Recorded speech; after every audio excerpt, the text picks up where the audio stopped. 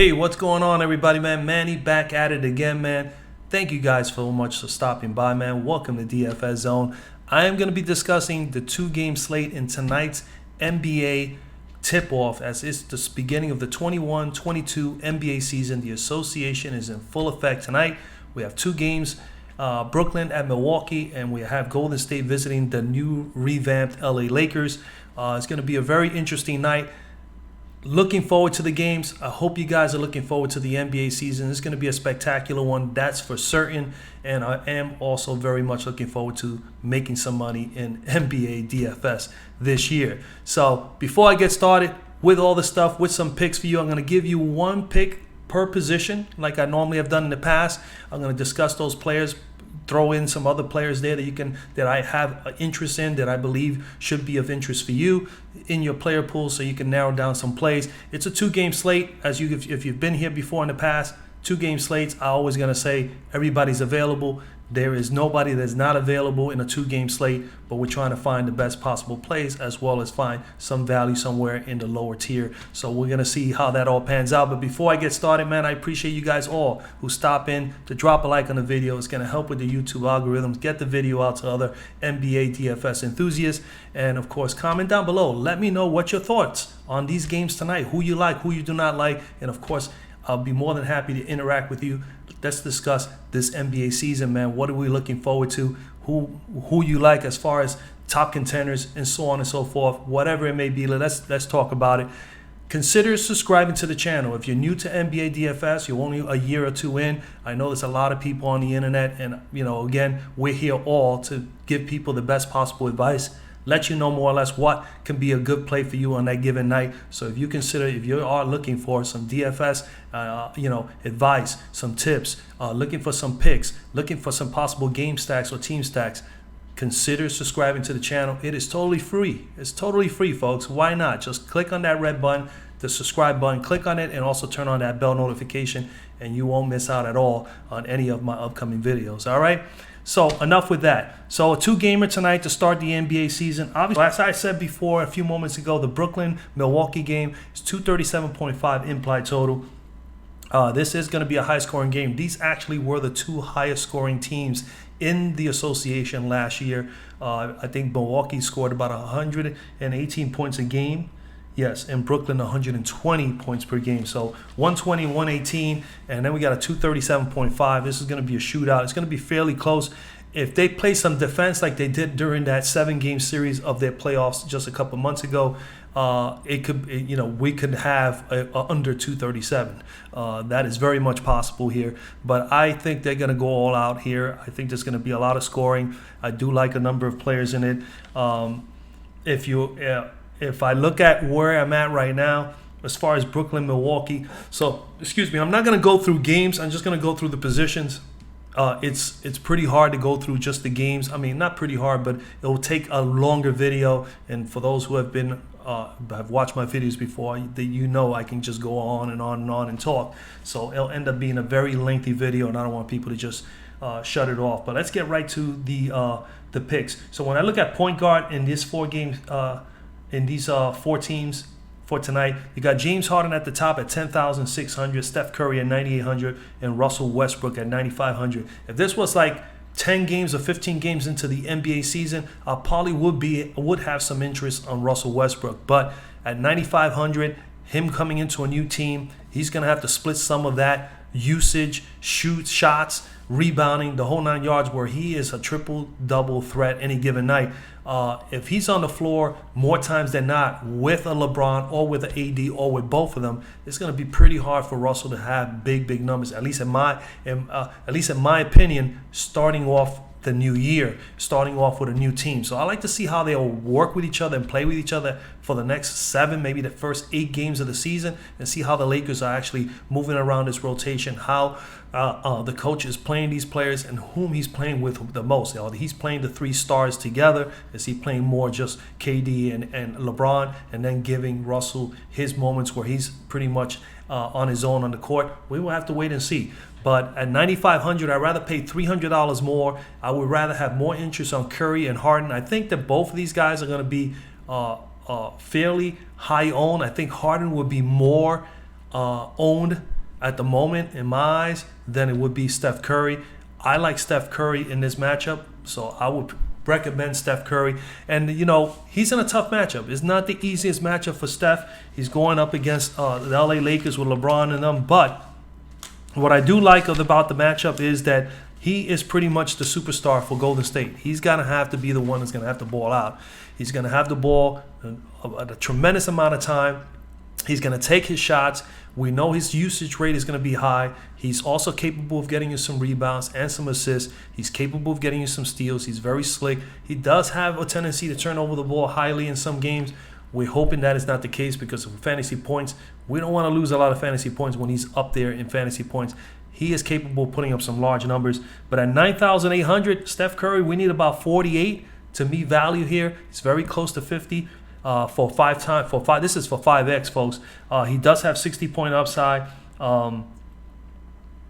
Last year he shot on the road. He shot 47. He actually had 47.8 fantasy points per game, as you can see here on Fanduel. He shot 33% on the road. He shot 46% he shot on the road last year, 40% from three, 91% from the free throw line. He had 5.5 rebounds, 6 assists, 1 steal, averaged 31 points per game. This is all on the road as he's going to LA, and he averaged 50.8, nearly 51 spot fantasy points per game on the road last year. So again, last year is last year, but we still have to base some information from last year.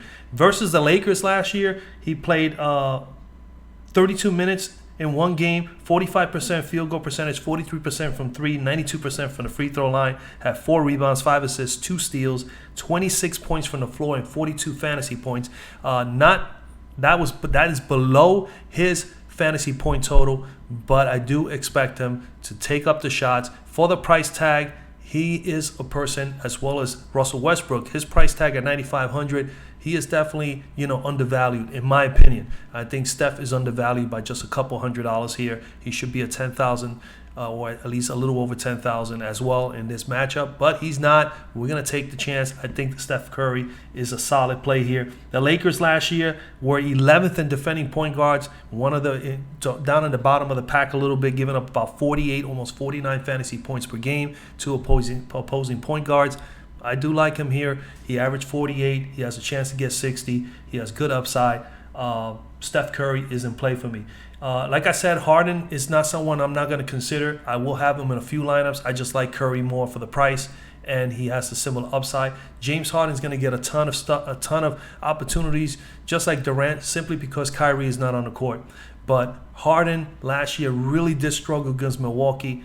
He only averaged about 35 fantasy points per game, and this is a guy that can definitely light it up for 50 or more on a given night. As you can see, he averaged 50.5 last year on FanDuel, and he only averaged pretty much 35, 36 against Milwaukee in all the games that he played against them. So James Harden is going to have a rough go because he's going to have to deal with some Jrue Holiday defense. As you can see here, Kyrie Irving out. I just mentioned him being out obviously bumps up Harris, Bruce Brown, Harden, and Durant. I think those are the 4 guys that get the most out of with Irving off the court. Other than that, if you want to come down and get someone at a low price, I really don't see anybody here in the as far as guards. I think that this is an area that you got to get at least one stud. So if you're not on Steph, I would say go Harden. But hey, if you're willing to take a stab at Russell Westbrook, who has triple-double upside, you can't go that route. I just feel that it's going to be a little tough for him to be himself when he's coming to a new team, and LeBron and AD are the 2 key guys. That's just my opinion. Jrue Holiday at 8,500 is definitely an option as well. If you want to go cheap, the only guys I think here that you can go cheap as far as price is concerned, and then the beauty of it, FanDuel this year, as you can see, you have point guard and shooting guard. You have players that are going to be eligible for 2 positions. That is great that they decided to do that, because that's one thing that I do like from DraftKings, which I'm not going to discuss on the video. DraftKings plays, but the this is what I like that FanDuel has made a change on that I think is going to be beneficial for a lot of us fantasy players. But like I said, Jrue Holiday is someone you can't consider if you want to pay down at 8,500 in this matchup. Jordan Poole, JP, is definitely someone that I have a strong interest on as a player to play even as a shooting guard. He's shooting guard eligible, so why not? He is in consideration. Patty Mills will get some minutes off the floor, off the bench. He'll probably get maybe anywhere between 17 to 19 minutes for the Nets. I don't see him not getting involved at all. He has played big minutes for San Antonio for many years, and I think that's the lowest you can go is a Jordan Poole or a Patty Mills here. We don't know the status, game time decision on Kendrick Nunn. He didn't even play much with the Lakers over the preseason, so I would not be on Kendrick Nunn at all. I like I said already, I don't plan to be on any of the Lakers at all just to start off the season, and that's just me. I'm not saying that you can't play those guys. I will mention who you can. As shooting guard, again, you got Harden. He's shooting guard eligible. I think Harden is someone you can't consider. They even have Westbrook as shooting guard eligible. That is definitely a surprise. It's definitely good for bigger slates if he moving forward to and during the course of the season. Jrue Holiday, same thing. But we're going to come down. We got Chris Middleton. You got Andrew Wiggins. I'm okay with those guys. I think Middleton will be more of an advantage of Wiggins, but then again, Wiggins $600 cheaper. He's going to need to be the second go-to guy or the second leading scorer for the Golden State Warriors tonight with no Klay Thompson. Obviously, like I said, I like a whole lot of Curry, but Wiggins could be someone you can consider. I do like these guys over here. Like I said, Jordan Poole is definitely someone I'm interested in. Bruce Brown, I'm definitely interested in him as well. I think that you can go with either one of these two guys. They are going to be fine plays. Bruce Brown is definitely going to be able to get a huge bump. No Kyrie Irving. Didn't play a ton of minutes. He averaged only about 17 fantasy points. Yeah, we had 17 fantasy points last year. Here, fantasy points 20.5, but against Milwaukee, he only averaged about 17 in the games that he played, and he only played maybe 20 minutes or less. We just, if he was playing more minutes, I would be more in tune to go with Bruce Brown. Jordan Poole is definitely going to be a solid play here. I do like him a whole lot, but I want to save some money. You got to go all the way down to Joe Harris. I think Joe Harris is definitely someone that you got to throw in your lineups. I'm going to place him on there. I think Joe Harris is my next play here. I strongly like him. I like the factors that there's no Kyrie Irving. I like the factors that he's a minutes eater. He can get hot, and he can get hot especially from three-point range. And the beauty of that is I expect Harris as well as Durant and Harden to hopefully attack Milwaukee from the three-point strike. Milwaukee was third worst. They were the third worst team against threes last year, all giving up about almost 39% three-point shots to opposing teams. So this is an area where I think is going to be a weakness, and it's going to keep Brooklyn in the game, but they have to hit the threes. But at 4,300, Joe Harris is just really cheap. That's a low price for Joe Harris. He is more of a 5.5, 6K guys, but it's early on in the year. We take advantage of that deal and take the discount on Joe Harris. I mean, Joe Harris, he averaged 13 last year, 3.5 rebounds, 1.5 assists. And then you look down here, look at the minutes he ate up over the playoffs. Obviously, that was the playoff time. But during the season as well, pretty much in the 30s, 30, 31 minutes, 32 minutes. I mean, he's going to get quite a bit of minutes. At 4.3K, you need 22 to meet value. That's 5X. Last year, he played 31 minutes per game away from Brooklyn. Shot 47% from the floor, 44% from three, 76% from the free throw line. He had three rebounds, 2 assists, 13 points per game, and 21 fantasy points per game, all on the road. So he's capable of getting you the 21, 22. And he gets the minutes. He just needs to bury the shots when he gets those opportunities. Versus Milwaukee, in 10 games against Milwaukee last year, he averaged 36 minutes per game. Didn't shoot well against them. He shot worse against Milwaukee. So again, Jrue Holiday, Cogniton, DiVincenzo, these guys, they played him. They were pretty tough. Middleton defended him fairly well from the three and from the floor. He shot only 37% from the floor, 37% from three. But again, like I said before, man, price tag is low. He is definitely at a bargain price. He gets more than enough shots. He's going to have a usage rate and a shooting boost with no Kyrie Irving. And if they open up the floor, spread out the floor a little bit between the other guys, Joe Harris can definitely be able to put up some big numbers at this price tag. So I definitely like Joe Harris there. If you go out of the other shooting guards, obviously, for me, like I said, I think you're paying up at point guard, and I think you're paying up in the bigger at small forward and power forward. At least in my opinion, that's where I really want to gauge my players at for this 2-game slate. But again, like I said, Bruce Brown is in play for me. Jordan Poole's in play. Bazemore, good solid player, good defender. The Lakers have definitely improved by having Bazemore and adding Trevor Ariza, who's a little bit older, but is still a very good defender. He is hurt right now as well, as you can see. Horton Tucker is hurt as well. Bazemore might just get a start tonight. I mean, so yeah, he'll definitely be in play. If he starts and he's going to get maybe 25 minutes to 28 minutes, he is definitely someone to consider. At 4,700, you only need about 23, 24 fantasy points to meet value there at 5x. So Ken Bazemore could be an option. At the bottom here, we don't know what's the deal. Like I said, Kendrick Nunn, I wouldn't be touching him. And like I said, Joe Harris, I think, is the best play here.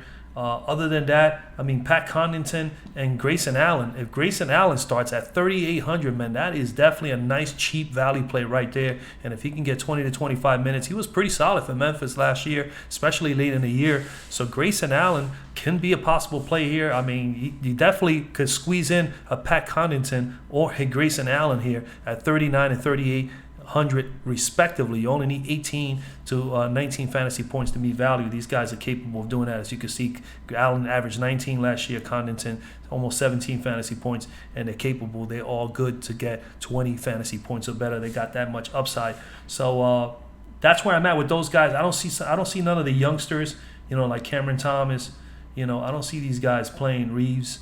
I think it's early on for those guys, but that's where I'm at shooting guard. At small forward, at the top, man, you got Giannis, you got Durant. At small forward, I am going to play Durant, and to be honest with you, my power forward is going to be Giannis. It's just these guys are going to battle it out, but we're going to discuss first Kevin Durant. I mean, Durant here, 10,800. It is a hefty price tag, but he has so much upside. He also dominated Milwaukee last year in the 10 games. At 10,800, you need about 48, almost 50 fantasy points. He averaged 49. Okay, so that's slightly under his price range. So he's undervalued maybe by 100 or 200 bucks. Kevin Durant in this matchup, but I do like what I've seen from Kevin Durant. I think this is an excellent matchup. 10,800, you need 48. He has 54-point upside, no doubt about it. Can get you about 5x. Actually, at 10,800, I apologize. It's not 48. He needs 54 fantasy points. Sorry about that. 54 fantasy points for those who go 5x. That is my fault. I don't know why I said 48. 54 fantasy points to meet value, and that's for 5x. He has 60-point upside, especially against his team. Last year versus Milwaukee in 10 games. Okay. And the beauty of also about Kevin Durant is that he can do everything. He can rebound. He can give you some assists. He can definitely defend, get you a steal, and can get you a block here and there. So he can do a little bit of everything. But he played 41 minutes a game against Milwaukee last year. Shot 49% from the floor, 40% from three, 84% from the free throw line. Averaged 10 rebounds, 5 assists, almost a block and a half a game, and a steal and a half a game. He averaged 35 points per game from the floor. Okay, 35 points a game. And 61.8, nearly a 62 spot fantasy points per game total. I don't know. It's just no way you can pass up. You have to give Kevin Durant a notch here and put him on your lineups. No Kyrie Irving. He's going to definitely step it up. And granted, they lost to Milwaukee last year. These guys are going to be playing, and he's going to play hard, as well as Harden and everybody else on that Brooklyn Net team. But I think he's going to be the one that's going to have the best upside here in this matchup. And last year, man, Milwaukee, I mean, looks, and again, with the Kyrie Irving thing, I mean, what happens when Kyrie's off the floor? Obviously, the star-studded other two guys, Harden and Durant, get major boost, more usage, more time on the court. They're going to get more minutes. They're going to get more shot opportunities, more opportunities to get rebounds, assists, get steals and blocks, and that's what we want. So he is going to be definitely someone that you just got to lock in there, at least have a consideration of putting him in your lineup. Milwaukee last year versus small forwards, they were the 4th worst NBA team against small forwards. They gave up 43, almost 44 fantasy points per game to opposing small forwards, but their average against Durant was 61. So they are definitely in a position where Durant has definitely dominated against them. Again, anything is possible. Anything can change. I mean, trust me, in sports, you're going to have to understand, any given day, anything can happen, and that's what makes sports so great. That's what makes it exciting for us fans, the people that really love football, love baseball, love basketball. This is what it's all about. We want the thrill of victory. We want the agony of defeat. We want to see David beat Goliath. It happens, and it's going to happen, and this is why even DFS is not guaranteed. But you know what? You got to have a short-term memory. You got to come back and say, hey, you know what? Let's take a stab at it again. Just like the NBA players, they lose a game. You got to have short-term memory. You got to forget about that. Any athlete knows that right away. Gear yourself up for the next game. And that's the same way. And that's the beauty about us being DFS players, is that we want to get up and get it going, look at our stats, look at our data, make decisions, and then give it a shot the next day again. And that's the beauty of it. All right. So Durant in play. Other small forwards here. You could pencil in Giannis if you wanted to as small forward. I prefer him to be the power forward. So that's the beauty of it. Again, with Fanduel this year, you got the small forward, power forward option. LeBron James is definitely in play, but again, like I said, I'm not going to play any of the Lakers just simply because the team is just molded. You got 13 new players, and you've had obviously maybe a month of practice, and 4 preseason games. I still think they need to gel, come together, and really you have to give it a little bit of time. Any team that has more than 5 or 6 or 7 players come in there, and 1 or 2 of them are probably new starters, you got to definitely give them time to gel with the unit. So LeBron James is an option, but I am not going to be on James. It's a good matchup for him against Golden State, especially rebounding aspects. They should be able to dominate against Golden State. Golden State is very small. They don't have a big man. I'm really surprised Golden State didn't go out there and get themselves a true big man over the offseason, or at least add to their roster some more big guys. But I think they like that small lineup, and they're pretty good at it. Chris Middleton as a small forward is definitely in play. He played very well against Brooklyn. Definitely an option here. Definitely a big option here, 7,800. If you didn't want to go there, Kevin Durant, he would be the one that you want to go to. You will want to probably pair him up with Giannis, and I think that Chris and Giannis would be a good duel there if you wanted to go that route with Milwaukee in this matchup against Brooklyn.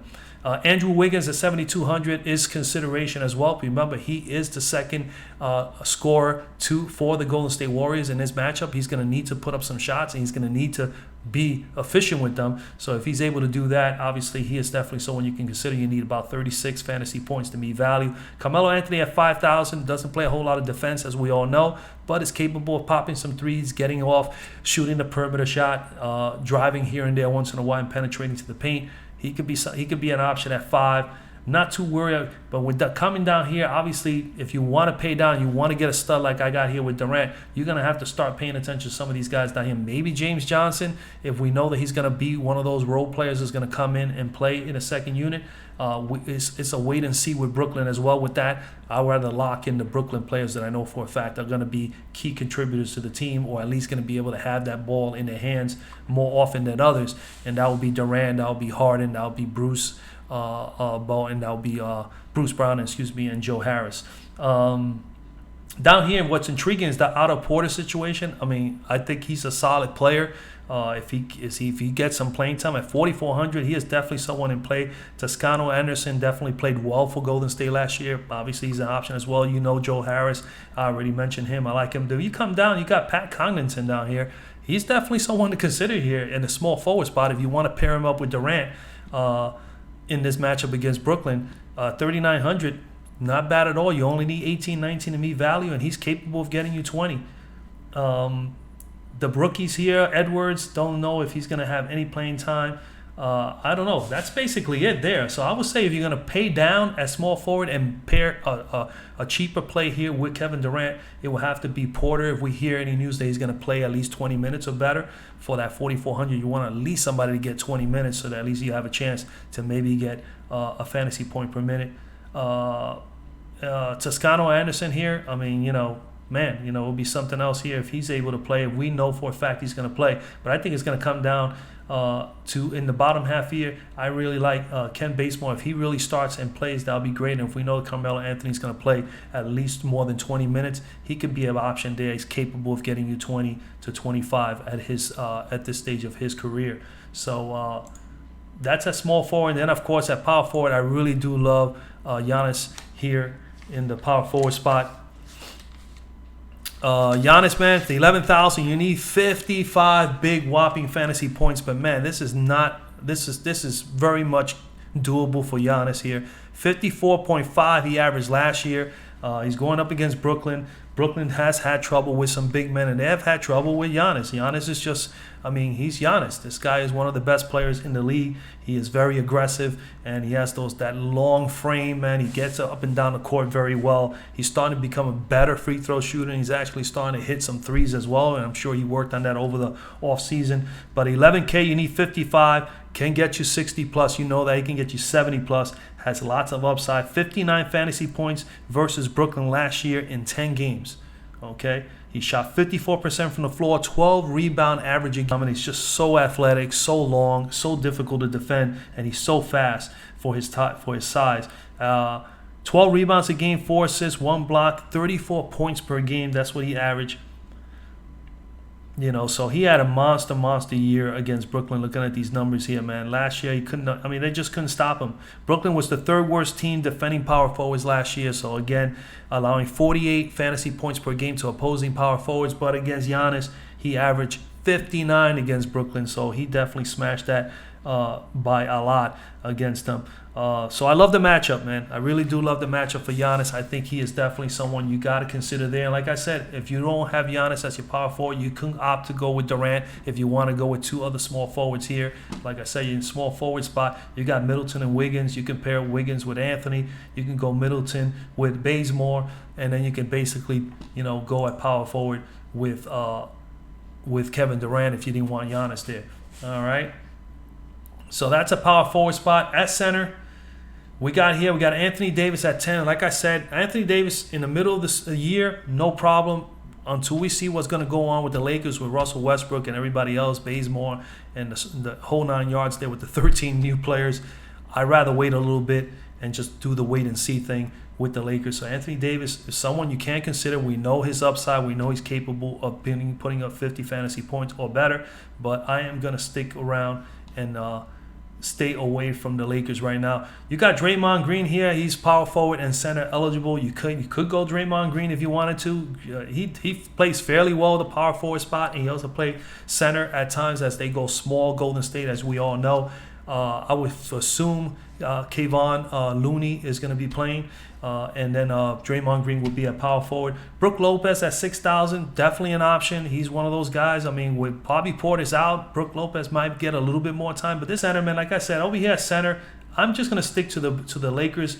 These I know I said I wasn't gonna go any Laker. The only Lakers that I'm gonna consider here is Dwight Howard and DeAndre Jordan, because they're gonna split the time at center. And this is an area that Golden State is going to have an issue with. And these guys are going to help them with the rebounding. Dwight Howard, pretty good rebounder. DeAndre Jordan was always known to be a pretty good rebounder. So I like either one of these two guys. Whoever starts is the one that I'm probably going to be leaning to. I really do believe DeAndre Jordan is slightly younger, is probably going to be playing. It'll probably be the starter. I'm assuming that he is. We will know a little bit more later in the day. Just follow the news, like I said earlier in the video, and make sure that we are sure of who starts. But if DeAndre Jordan starts and we learn that he's going to play at least 20 minutes or more, he is a good point per minute player, as well as Dwight Howard. When he plays enough minutes, he can definitely give you a point per minute. So both of these guys are both quality enough at 4,000, can get you 20